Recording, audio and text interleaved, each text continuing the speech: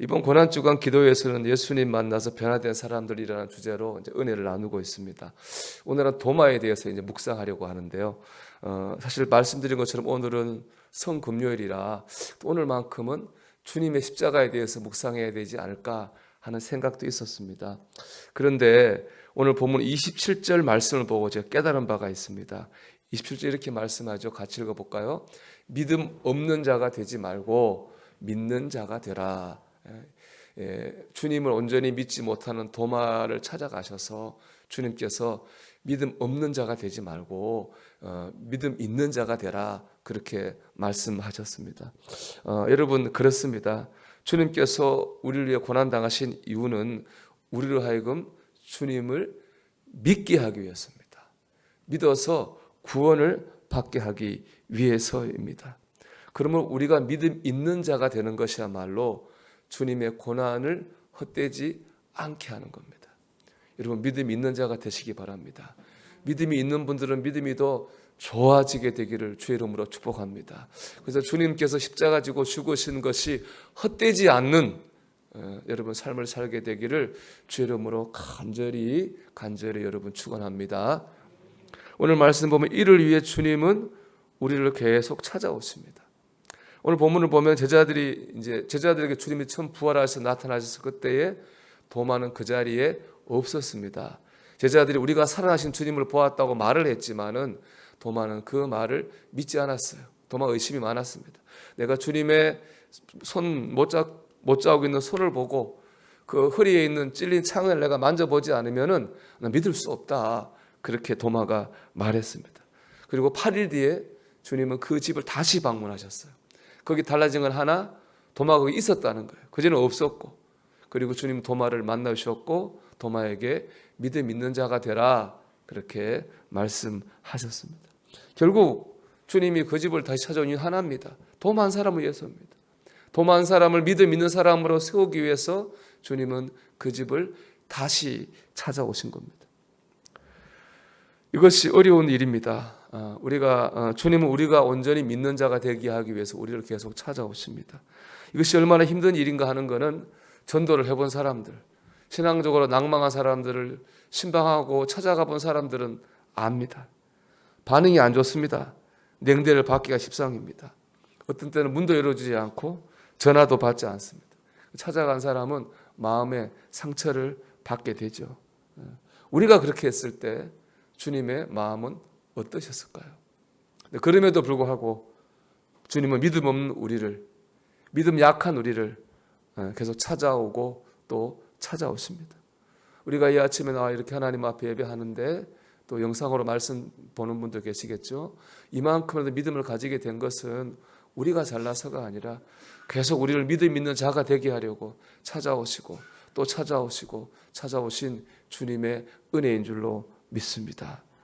이 아침도 주님, 우리가 믿음 있는 자가 되기 우리를 찾아오셨어요. 그 주님을 만나는 역사가 있기를 축복합니다.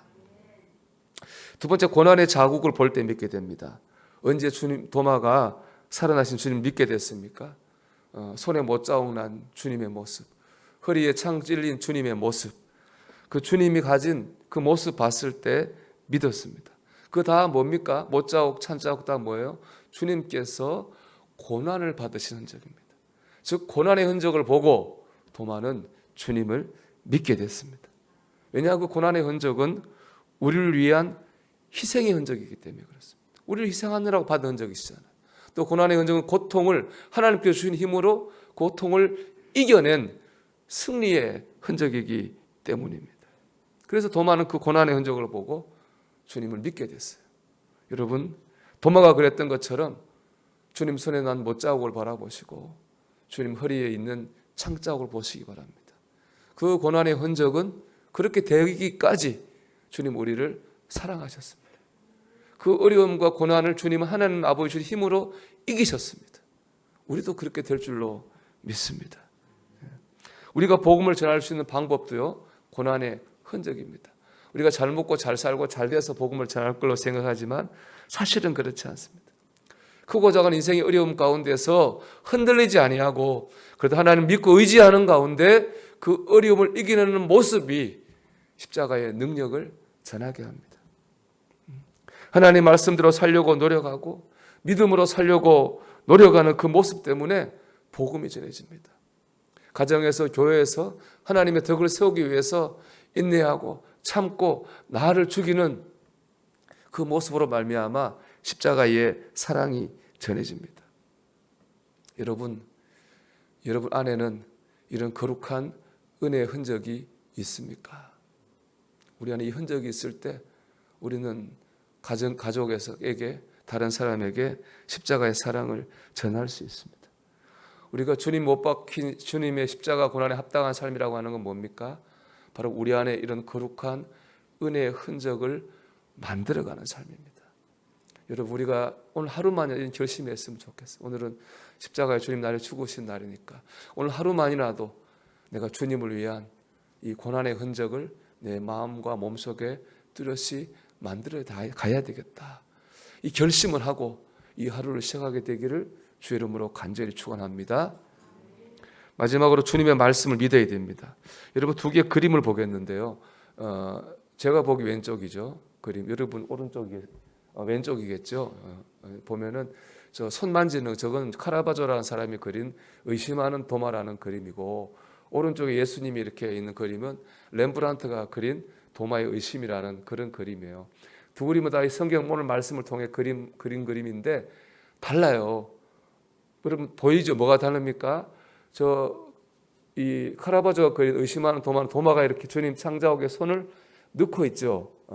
오른쪽에 있는 그림은 손을 넣지 않고 있죠. 그죠? 렘브란트가 그린 그림은 어느 게 성경적일까요, 여러분? 오늘 성경 말씀 읽어보면은 손 넣고 있는 그림이 아니라 손 안 넣고 있는 렘브란트가 그린 그림이 성경적인 그림이라고 할 수 있습니다. 우리가 쉽게 생각할 때 손에 이렇게 넣어서 주님 믿게 됐나 보다라고 생각하는데 오늘 본문을 보면은 도마가 주님의 몸에 손을 댔다는 말씀이 없습니다. 처음 도마는 이걸 원했어요.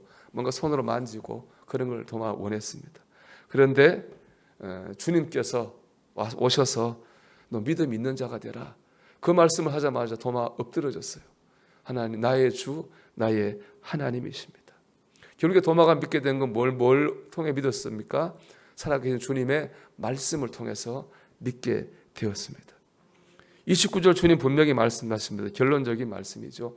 보지 못하고 믿는 자들은 복되도다 하시니라. 여러분 보지 못하고 믿는 방법은 뭡니까? 눈으로 보지 못하고 믿는 방법은 오직 하나 귀로 말씀을 듣고 믿는 것입니다. 여러분 우리가 어떻게 하면 믿음의 삶을 살까요? 하나님의 말씀을 믿어야 됩니다. 그럴 때 우리는 보게 될 겁니다. 영광을 경험하게 될 겁니다. 저는 학생 때 온 교회가 인정할 만큼 믿음이 좋았습니다. 친구들도 인정할 만큼 믿음이 좋았습니다. 그래서 신학교를 왔겠죠. 신학교에서 2년 정도 책을 보다 보니까 믿음이 좀 없어졌습니다. 그것도 참 신기한 일인데 책을 보니까 믿음이 없었어요. 2년 정도 이렇게 책 좀 읽고 고향 가서 친구들하고 얘기하면 제가 참 지금 돌아보면은 참 부끄러운데 굉장히 신앙에 대해 부정적인 얘기했습니다. 내가 읽은 그 책의 지식을 가지고 그런 얘기를 했어요. 참 선무당에 사람 잡는다는 말에 딱 맞는 그런 얘기했어요. 참 부끄러운 일인데요. 그때 제가 읽은 책 내용 이런 게 중세 유명한 신학 논쟁이 있습니다. 우리 하나님을 알아서 믿느냐 아니면 하나님을 믿으면 아느냐 그런 유명한 논쟁이 있었습니다. 뭐가 진실일까요? 저는 후자라고 생각해요. 하나님 알아서 믿는 사람은 없어요. 하나님 믿으면 그런데 하나님 뜻도 알게 되고 하나님 역사도 알게 됩니다. 저는 20살 때부터 전도사를 했어요. 지금까지는 33년째 교회에서 사역을 하고 있는 거죠. 저는 저를 포함해서 신학 서적을 많이 보고 책 많이 봐서 하나님 잘 믿는 사람 거의 보지 못했어요. 근데 하나님 믿으면요, 반대로 하나님 믿으면 주어진 상황에서 하나님 뜻을 구하는 걸 봤어요. 힘들어도 그 뜻을 구하다 보면 하나님께서 뜻을 깨닫게 해주세요.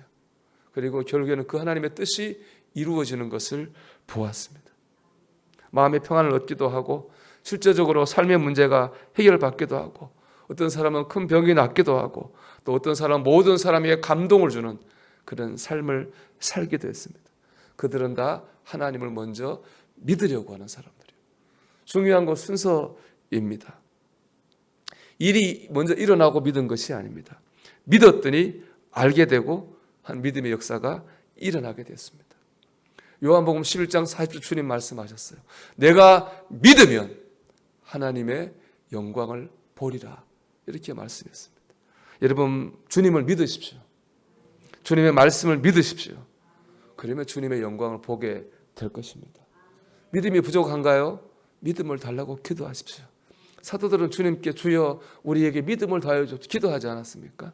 믿음이 부족하면 믿음 주시기를 기도하십시오. 말씀 믿기를 결심하십시오. 그러면 주님이 보이고 주님의 역사가 보일 겁니다. 오늘도 말씀을 믿으리라 하는 의지를 가지고 여러분 서게 될 때에 주님의 역사를 보게 될 것입니다. 오늘 주님께서 우리를 구원하시기 십자가를 지셨습니다. 여러분, 주님의 고난을 보면서 믿음을 가지시고 나도 내 안에 이 은혜의 거룩한 흔적을 만들어 가야 되겠다, 그런 마음을 가지십시오. 그리고 주님 말씀처럼 믿고 말씀을 믿으십시오.